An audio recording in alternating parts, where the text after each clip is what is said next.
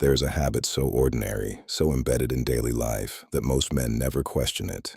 It does not burn. It does not ache. It produces no obvious warning and no dramatic turning point. It just quietly shortens your life while you go about your routine as if everything is fine, and you almost certainly did it today. Most men, when they think about what destroys health, think about obvious culprits: drinking too much, eating badly, making reckless choices in visible moments. But the habits that do the most damage are rarely the dramatic ones. They are the quiet ones, the ones woven into the structure of a normal day, the ones that feel like nothing because they feel like everything else. Today, we are going through 5 of them.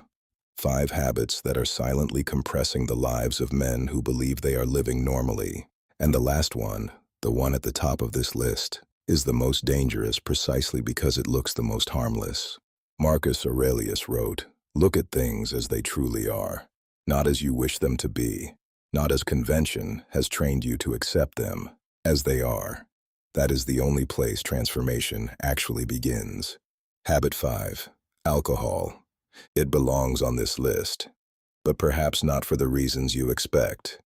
The problem with alcohol is not simply that it is harmful in excess. Most men already know that. The problem is the pattern most men never examine. Concentrated, rapid consumption. The kind that accumulates across a weekend. The kind that the body does not have the metabolic space to process before the next round arrives.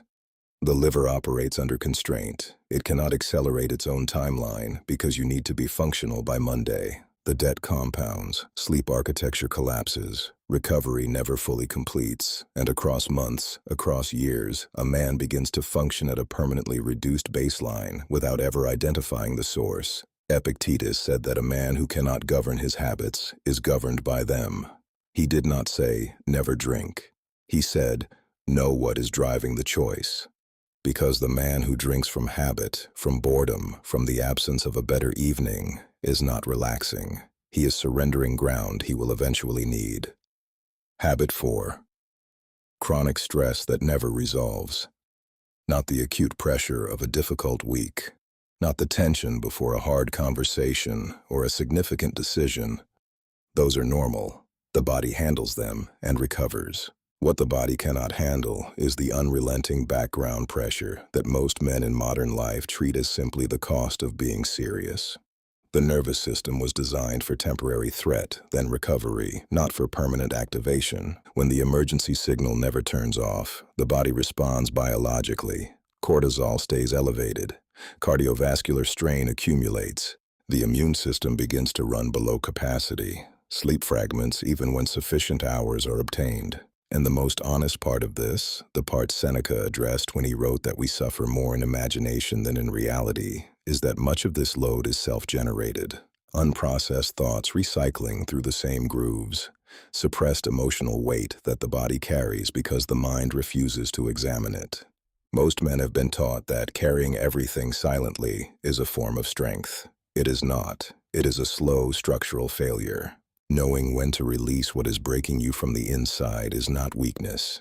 It is the most sophisticated form of maintenance a man can perform on himself. Before we continue, this is where most people quit. If you're still here, you're different. Subscribe to this channel, not for motivation, but for mental tools you can actually use. In a world of noise, we offer direction. In a world of distraction, we build discipline. Hit that subscribe button now. Let's continue. Habit 3. The gradual disappearance of real human connection. This one moves slowly enough that most men do not register it as a process at all, just a natural drift. Life gets busy, fewer messages sent, fewer meetings kept. The circle contracts by degrees until one day the absence is total and feels somehow permanent. But isolation is not just an emotional condition, it is a biological one. Human connection regulates inflammatory response in the body. It stabilizes hormonal patterns. It operates as a genuine physiological requirement, not a social preference or a comfort that can be traded away for productivity. The Stoics have been misread on this point for centuries. Their emphasis on self-sufficiency, on not depending on external approval for inner stability, is sometimes interpreted as advocacy for solitude. It is not. Seneca was explicit: without a friend, you cannot live fully. They valued independence of judgment, not independence from human life itself. The man who retreats from genuine connection in the name of Stoic self-reliance has misunderstood the philosophy. He has confused emotional independence with isolation, and the body will eventually register the difference, whether he acknowledges it or not. Habit 2. Treating sleep as negotiable. This is perhaps the most normalized form of self-destruction in modern life. The belief that staying up late is discipline, that trading sleep for output is a legitimate productivity strategy, that the body will simply adjust. It will not. During sleep, the brain performs processes that have no waking equivalent. Cellular repair happens. Metabolic waste accumulated during cognitive work is cleared.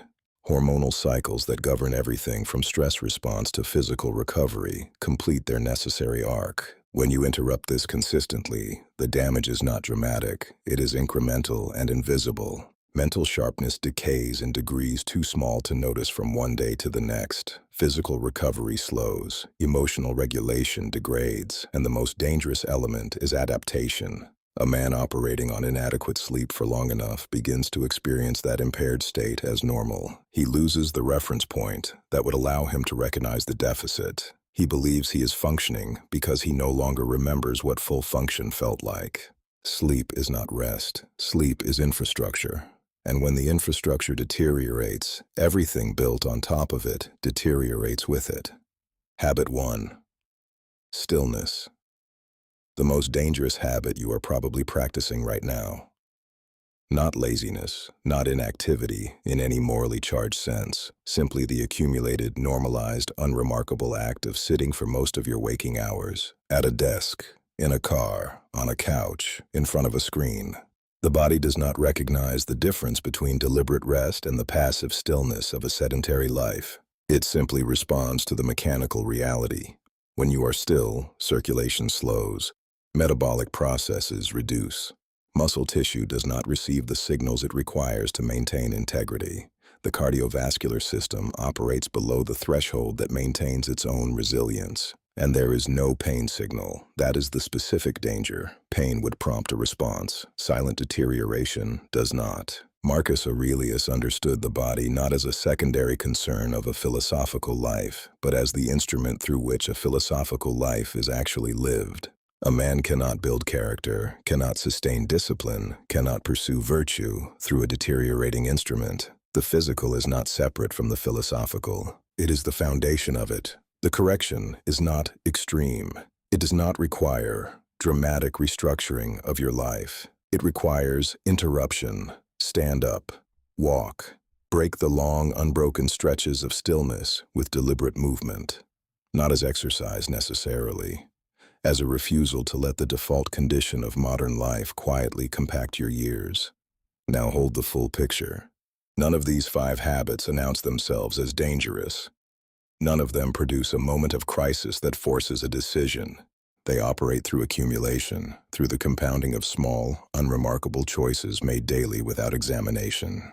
The Stoics practiced what they called memento mori, the deliberate contemplation of mortality, not to create dread, not to produce paralysis, but to generate clarity about the actual value of the time currently available. Because a man who genuinely understands that his time is finite, that the years are not infinite and replaceable, makes different choices.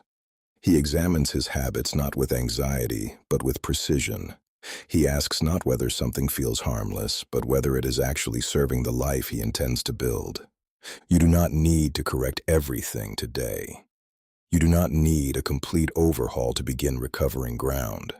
You need one decision. Stand up right now, sleep with intention tonight. Call someone whose presence has gone quiet in your life. Small corrections, applied consistently, produce outcomes that no single dramatic gesture ever could. Because character is not built in moments of intensity. It is built in the daily invisible choices that no one witnesses and no one applauds. That is what this channel is for. That is what The Forge produces. Tell me in the comments which of these 5 habits you recognize most clearly in your own life. Be direct with yourself, because the answer you give, honestly, is the starting point for everything that changes next.